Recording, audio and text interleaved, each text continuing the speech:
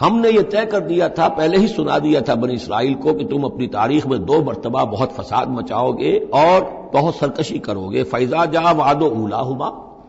جب ان دونوں میں سے پہلے وعدے کا وقت آ گیا، بَعَثْنَا عَلَيْكُمْ عِبَادًا لَنَا أُولِي بَأْسٍ شَدِيدٍ،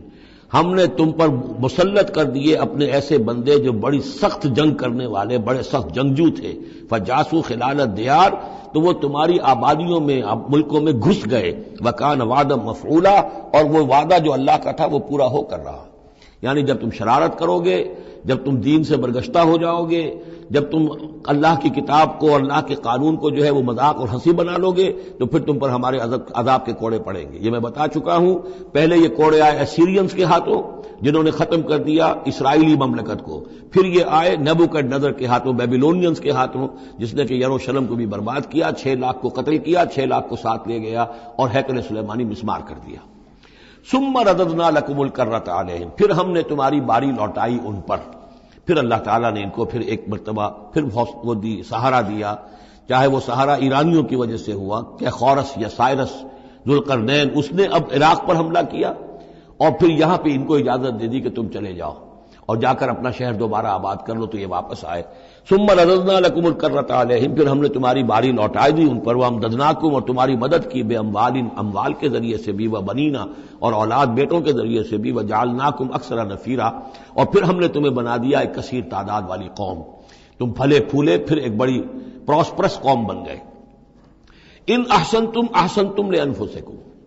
تم نے اگر کوئی بھلائی کمائی تو اپنے نفس کے لیے بھلائی کمائی، اپنے لیے کمائی، اپنے فائدے کے لیے۔ وَإِنْ أَسَأْتُمْ فَلَهَا، اور اگر کوئی برا کام کیا تو وہ بھی اپنے لیے کیا، اس کا وبال تم پر دنیا میں بھی آیا اور آخرت میں بھی اس کا عذاب آئے گا۔ فَإِذَا جَاءَ وَعْدُ الْآخِرَةِ،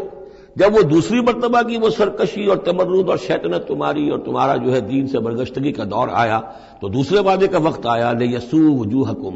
یہاں وہ الفاظ محذوف سمجھیے، بَعَثْنَا عَلَيْكُمْ عِبَادًا لَنَا أُولِي بَأْسٍ شَدِيدٍ، وہ گویا کہ الفاظ یہاں ریپیٹ نہیں کیے گئے۔ دوبارہ پھر ہم نے تمہارے اوپر ایسے زوردار لوگوں کو مسلط کیا، لِيَسُوءُ وُجُوهَكُمْ، تاکہ وہ تمہارے چہروں کو بگاڑ دیں، تمہارے حلیے بگاڑ دیں۔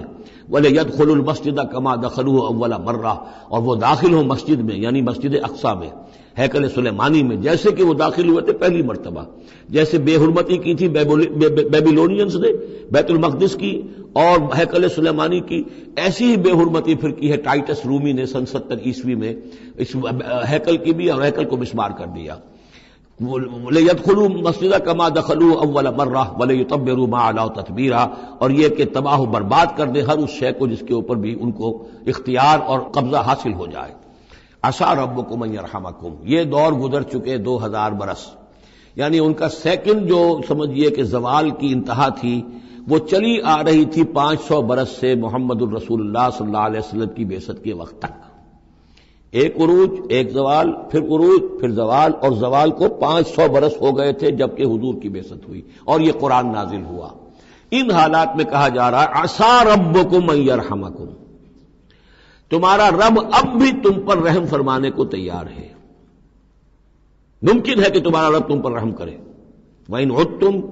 اگر تم نے وہی روش اختیار کی، وہی کفر کیا، وہی حق کو ماننے سے انکار کیا اور اعراض کیا، عدنا، پھر ہم وہی کچھ کریں گے جو ہم نے پہلے کیا تھا۔ وَجَعَلْنَا جَهَنَّمَ لِلْكَافِرِينَ حَصِيرًا، اور ہم نے کافروں کے لیے جہنم کو تو باڑا بنا رکھا ہے، جیل تو بنا رکھی ہے ہم نے جو ان سب کا احاطہ کر لے گی۔ جس طرح کہ جانوروں کے باڑے میں بند کر دیا جاتا ہے، اسی طریقے سے قید خانہ ہم نے تیار کر رکھا۔ آخرت کا قید خانہ تو ہے ہی، اس دنیا میں بھی تم پر عذاب کے کوڑے برسیں گے۔ ان ھذا القرآن یہدی للتی ہی اقوم، دیکھو اب یہ قرآن جو ہم نازل کر رہے ہیں اپنے بندے محمد پر صلی اللہ علیہ وسلم، یہ گویا کہ اب شاہ درا ہے، اللہ کی رحمت میں داخل ہونا ہے تو اس سے داخل ہونا ہوگا، اس کو مانو تو تمہارے لیے اللہ کی رحمتوں کے دروازے پھر کھل جائیں گے۔ جو بھی اللہ نے وعدے کیے ہیں اپنے اس آخری نبی اور ان کی امت کے لیے، تم بھی اس میں شامل ہو جاؤ گے، انہی کی برکتوں سے تم بھی حصہ پاؤ گے۔ ان ھذا القرآن یہدی للتی ہے اقوم، یقیناً یہ قرآن ہے جو اب راستہ دکھا رہا ہے اور رہنمائی کر رہا ہے اس راہ کی طرف جو سب سے سیدھی ہے، اقوم۔ وَيُبَشِّرُ الْمُؤْمِنِينَ، اور بشارت دیتا اہل ایمان کو، الذین یعملون الصالحات، جو نیک عمل بھی کریں، ان لہم اجرا کبیرا، کہ ان کے لیے بہت بڑا اجر ہے، وَأَنَّ الَّذِينَ لَا يُؤْمِنُونَ بِالْآخِرَةِ، اب دیکھیے جہاں بھی وہ بات آتی ہے عمل کی خرابی کی تو ایمان بالآخرہ کا تذکرہ، اور وہ لوگ کہ جو ایمان نہیں رکھتے آخرت پر، اعتدنا لہم عذابا علیما، ان کے لیے تو ہم نے فراہم کیا ہوا ہے دردناک عذاب۔ یہ پہلا رکوع 10 آیات کا بہت ہی اہم ہے تاریخی اعتبار سے، اور اس کو سمجھنا چاہیے۔ یہ خد و خال یہ ہماری ہی گویا کہ امت مسلمہ ایک ہم ہیں،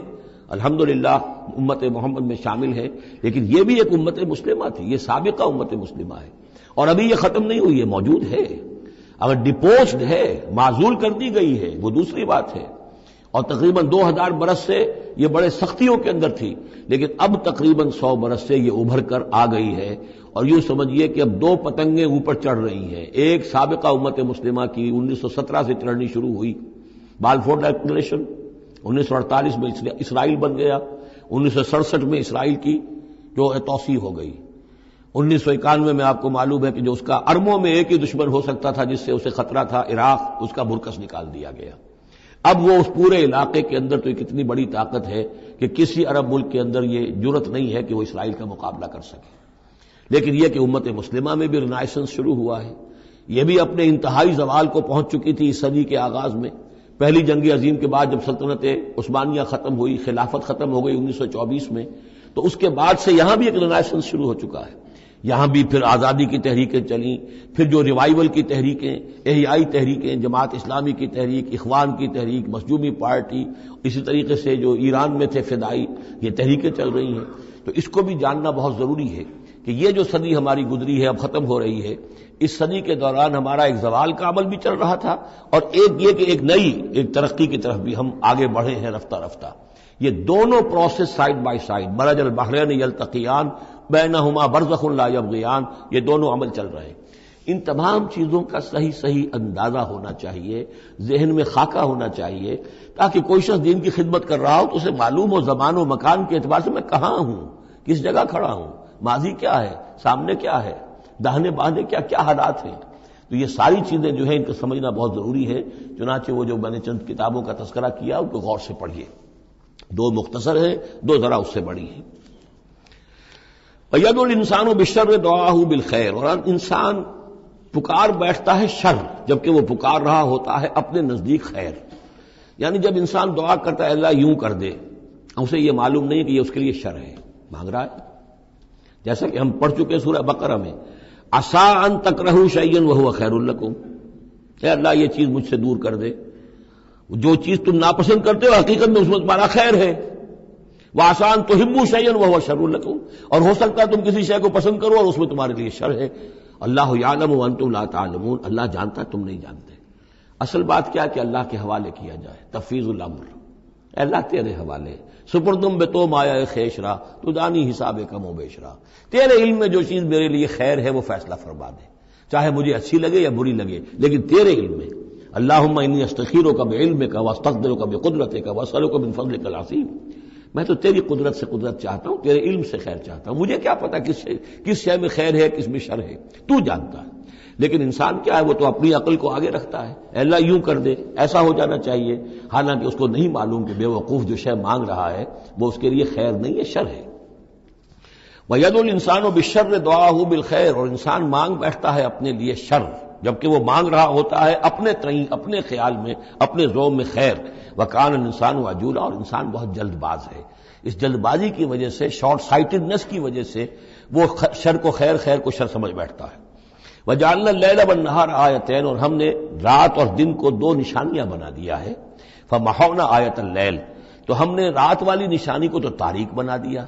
اسے مٹا دیا، محو کر دیا۔ وَجَعَلْنَا آیَةَ النَّهَارِ مُبْصِرَةً، اور دن والی نشانی کو ہم نے سجھانے والی بنا دیا، روشن کر دیا۔ لِتَبْتَغُوا فَضْلًا مِّن رَّبِّكُمْ، تاکہ اس روشنی کے اندر تم اپنے رب کا فضل تلاش کرو، تمہاری جو معاشی جد و جہد ہے اس کے لیے بھاگ دوڑ کر سکو۔ وَلِتَعْلَمُوا عَدَدَ السِّنِينَ وَالْحِسَابَ، اور دن اور یہ رات کا جو فرق ہے اور تفاوت ہے، الٹ پھیر ہے، اسی سے پھر ہم نے یہ نظام بنا دیا کہ تم حساب کر سکو سالوں کا، اور یہ سارا جو تمہارے نظام الاوقات ہے،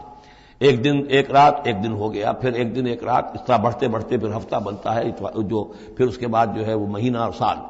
وَكُلَّ شَيْءٍ فَصَّلْنَاهُ تَفْصِيلًا، اور ہم نے ہر چیز کو پوری طرح کھول کھول کر بیان کر دیا ہے۔ وَكُلَّ إِنسَانٍ أَلْزَمْنَاهُ طَائِرَهُ فِي عُنُقِهِ، اور ہر انسان کے ہم نے چپکا دیا ہے اس کی قسمت یا اس کی نحوست یا اس کی خوشبختی یا اس کی جو بھی ہے بدقسمتی، یہ سب چیزیں انسان کی اپنی گردن میں ہم نے کہیں چپکا دی ہیں۔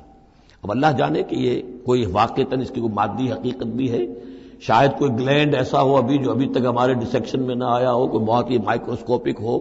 اور اس میں کوئی بڑا ہی یوں سمجھیے کہ مائکروسکوپک کمپیوٹر اللہ نے لگا رکھا ہے۔ یہ سب ہو سکتا ہے، کچھ ممکن نہیں کہ پھر ہمیں کہیں معلوم ہو کہ یہاں پر کوئی چیز ہے، وہ نوقے اس کی گردن میں کوئی شے ہے کہ جو ہم نے وہاں پہ لٹکا دی ہے۔ وَكُلَّ إِنسَانٍ أَلْزَمْنَاهُ طَائِرَهُ، طائر کا لفظ جو آتا ہے عام طور پر تو نحوست کے لیے آتا ہے، لیکن یہ کہ اس کے ساتھ یہ جو بھی قسمت ہے، کسی کا مقسوم ہے، جو بھی اس کو ملنا ہے، یہ ساری چیزیں جو ہیں انسان کی، وہ ہر انسان کے ساتھ گویا کہ اس کی وہ کتاب ام الکتاب میں سے اللہ تعالیٰ نے جو اس کا کھاتا ہے، اس کا ڈیبٹ کریڈٹ وہ یہاں پر لگا دیا ہے۔ وَنُخْرِجُ لَهُ يَوْمَ الْقِيَامَةِ كِتَابًا يَلْقَاهُ مَنشُورًا، اور ہم نکال لیں گے اس کے لیے قیامت کے دن اسے ایک کتاب کی شکل میں جسے وہ پڑھے گا، کھلی ہوئی کتاب۔ یعنی یہیں پر شاید وہ کوئی لگا ہوا ہے، کوئی ریکارڈر ہے کہ جس کے اندر وہ سارے ہمارے افعال و اعمال ریکارڈ ہو رہے ہیں، چاہے وہ کتنا ہی مائکروسکوپک ہو، اور اس کے بعد اس کو نکال کر جو ہے وہ رکھا جائے ایک چپ کے اندر۔ آپ کو معلوم ہے چپسی کا تو سارا کھیل اس وقت دنیا میں چل رہا ہے، اس میں آپ کی پوری زندگی کی فلم موجود ہے، آپ نے ایک ایک حرف جو زبان سے نکالا وہ موجود ہے، آپ کے ذہن میں جو جو خیالات آتے رہے وہ موجود ہیں، آپ کے دل میں جو جو نیتیں پروان چڑھتی رہی وہ موجود ہیں، وہ ایک چپ جو ہے کفایت کرے گا۔ وَكُلَّ إِنسَانٍ أَلْزَمْنَاهُ طَائِرَهُ فِي عُنُقِهِ وَنُخْرِجُ لَهُ يَوْمَ الْقِيَامَةِ كِتَابًا يَلْقَاهُ مَنشُورًا، اور کہہ دیا جائے گا اقرا کتابک، خود پڑھ لو اپنی کتاب، یہ اپنا اعمال نامہ خود پڑھ لو۔ کفا بنفسک اليوم علیک حسیبا، تم خود بھی آج کافی ہو کہ حساب کر لو، ڈیبٹ کریڈٹ کا حساب جوڑ لو، یہ سارا تمہارے سامنے تمہارا کچا چٹھا موجود ہے۔ من اہتدی فانما یہتدی لنفسہ، جو کوئی بھی ہدایت پر آتا ہے، ہدایت کو اختیار کرتا ہے تو وہ اپنے بھلے کے لیے، اپنے فائدے کے لیے۔ ومن ضل فانما یضل علیہا، اور جو گمراہ ہوتا ہے تو ظاہر بات ہے وہ اپنے اوپر ہی اس کا وبال لے گا، گمراہ ہوتا ہے اپنے اوپر، اپنے خلاف، اپنے اوپر ہی وبال لے گا۔ ولا تزر وازرۃ وزر اخری، اور دیکھو نہیں ہوگی کوئی جان اٹھانے والی کسی اور کے جان کے بوجھ کو، ہر ایک کو اپنا بوجھ خود اٹھانا ہے، جو بھی آپ کے اعمال کا انبار ہے وہ آپ کے کندھوں پر ہوگا، کوئی اور نہیں اٹھا سکے گا۔ ولا تزر وازرۃ وزر اخری وما كنا معذبین حتی نبعث رسولا، یہ میں نے پہلے بھی حوالہ دیا تھا، آج یہ اللہ کی سنت رہی ہے کہ کسی قوم کے اوپر عذاب ہلاکت، عذاب استیصال، چھوٹے عذاب تو آتے رہتے تھے، لیکن یہ کہ بڑا عذاب جس سے کہ قوم کو نسیہ منسیہ کر دیا جائے، جیسے قوم نوح اور قوم ہود اور قوم صالح پر آئے وغیرہ، ان کے بارے میں اللہ کا قانون یہ ہے کہ جب تک رسول کو نہ بھیج دیا جائے، رسول حق کا حق ہونا واضح نہ کر دے، کوئی اشتباہ نہ رہے، حق مبرہن ہو جائے، اتمام حجت ہو جائے، رسلا مبشرین و منذرین لئلا یکون للناس علی اللہ حجت بعد الرسل، پھر اس کے بعد عذاب آتا تھا۔ وما كنا معذبین حتی نبعث رسولا، ہم عذاب دینے والے نہیں رہے ہیں جب تک کہ رسول نہ بھیج دیں۔ وَإِذَا أَرَدْنَا أَن نُهْلِكَ قَرْيَةً أَمَرْنَا مُتْرَفِيهَا، اور جب ہم فیصلہ کر لیتے تھے کہ کسی بستی کو یا کسی علاقے کے رہنے والوں کو ہلاک کرنا ہے تو پھر ہم کھلی چھوٹ دے دیتے تھے اس کے جو مرفہ الحال لوگ ہوتے تھے، دولت والے، پیسے والے،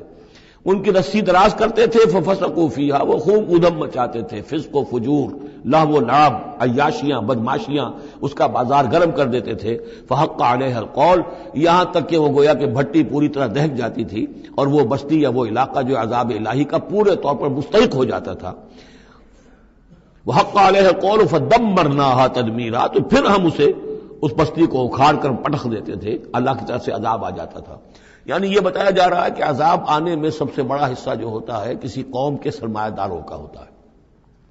ان کی رنگ رلیاں، ان کے عیش اور ان کی عیاشیاں اور ان کی بدماشیاں جو ہیں، در حقیقت وہ عوام اگر روک نہیں رہے تو وہ بھی مجرم ہو گئے۔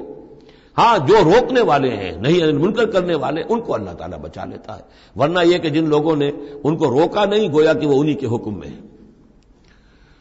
وَكَمْ أَهْلَكْنَا مِنَ الْقُرُونِ مِن بَعْدِ نوح، اور کتنی ہی نسلوں اور قوموں کو ہم نے ہلاک کیا ہے نوح کی قوم کے بعد۔ وَكَفَىٰ بِرَبِّكَ بِذُنُوبِ عِبَادِهِ خَبِيرًا بَصِيرًا، اور آپ کا رب کافی ہے لوگوں کے گناہوں سے واقف ہونے کے اعتبار سے، وہ جانتا ہے، کفا بربک بذنوب عبادہ خبیرا بصیرا، خبیر اور بصیر ہونے کے اعتبار سے خوب جانتا ہے